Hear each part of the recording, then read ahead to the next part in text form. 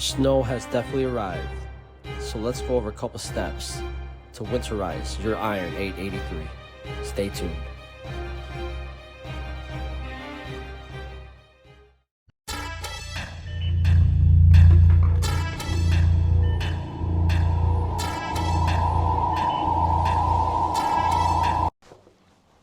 Hey, what's up everybody? It's your boy, Tech with a Cycle. It's about 15 degrees and a whole lot of snow. Also, a lot of salt. I don't think that's good weather conditions to be riding your motorcycle today. So, I'm gonna be stuck in my dungeon to give you the couple steps that I follow to winterize my Iron 883. But before I do that, hit that subscribe button. And if you're already a subscriber, hit the like, drop a comment. That helps me out, but most importantly, that helps you guys out. So stick around. Let's follow these steps that I take to winterize my Iron 883. Hold up. All right, guys, so what is winterizing your bike? Well, to me, winterizing your bike is when your motorcycle is literally stuck in the garage for X amount of months. Obviously, that's not good for the motorcycles. Motorcycles are designed to run. Take you to trip A to B, take you 400 miles south, take you 400 miles north. That's what it's meant for.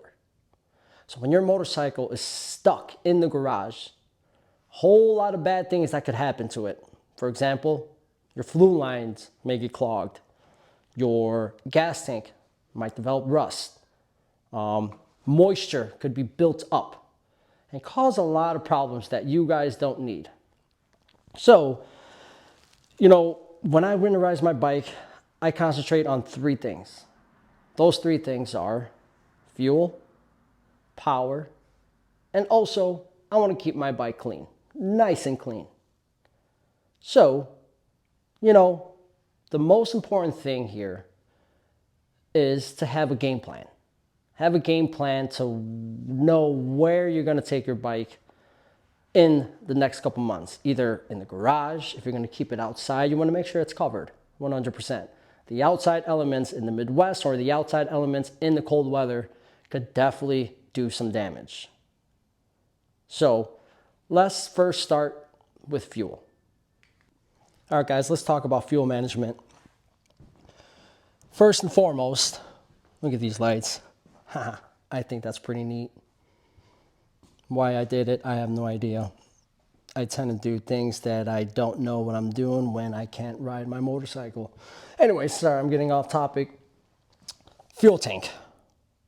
All right, you want to first top it off. Topping off the fuel tank will prevent moisture and rust. After topping it off, you want to add a fuel stabilizer.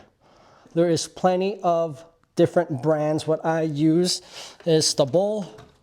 I've used it for a couple seasons, has not stirred me wrong. Fill it up. Directions says 5 ounces, add 5 ounces. No big deal. It's as simple as that. But first, like I said, you want to fill up your tank. That's very, very, very important. If you do not add a fuel stabilizer, the ethanol that is mixed in with the gasoline will definitely play a role. Definitely play a role. For example, it's going to clog up your fuel lines. All right? It's going to prevent or it's going to develop rust. Ethanol, when it just sits, that's bad news. When the Harley is operating and you put ethanol gas in, it's no big deal because the machine is literally burning it off. So it's as simple as just adding some fuel stabilizer, guys. That'll take you a very, very long way. Also, you want to change out your oils. Dirty oil, it's bad news, especially when the bike is just sitting. What I do is I change out the engine oil and also I change out the primary gear and chain oil. You could go as far as changing out your coolant, but I did that 2 seasons ago. I think I'll be good. Spark plugs. All right, replace some spark plugs, guys. They're about $5 each.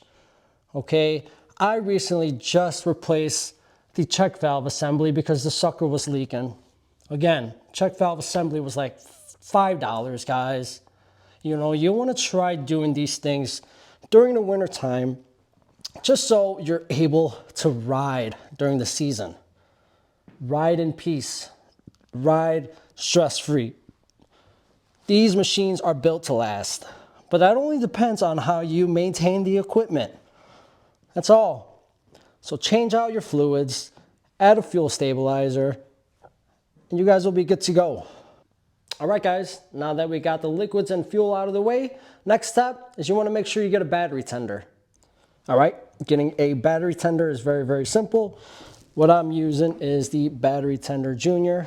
What I like about it the most is it indicates when it's charging, and it also indicates that it is fully charged. Some people also like to just remove the battery off the bike and bring it inside, but I got the accessory where I could just connect the tender. Batteries are very, very fragile, especially in cold weather. Last thing you want to worry about is come springtime, you turn her on and she's not kicking. It's probably because you did not tenderize your battery. Very, very simple, guys. Purchase them on Amazon. You know, Harley even has them. They're cost effective and they're definitely reliable, especially in the winter months. All right, guys, last step is get her cleaned.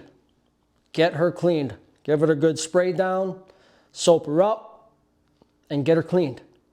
Add a detailer in it if you want. But that's about it, guys. Those are the steps I take to winterize my Iron 883. You can follow me. There's plenty of ways of doing it differently, but I've been doing this for years and it has not stirred me wrong. But that's going to do it for today's episode.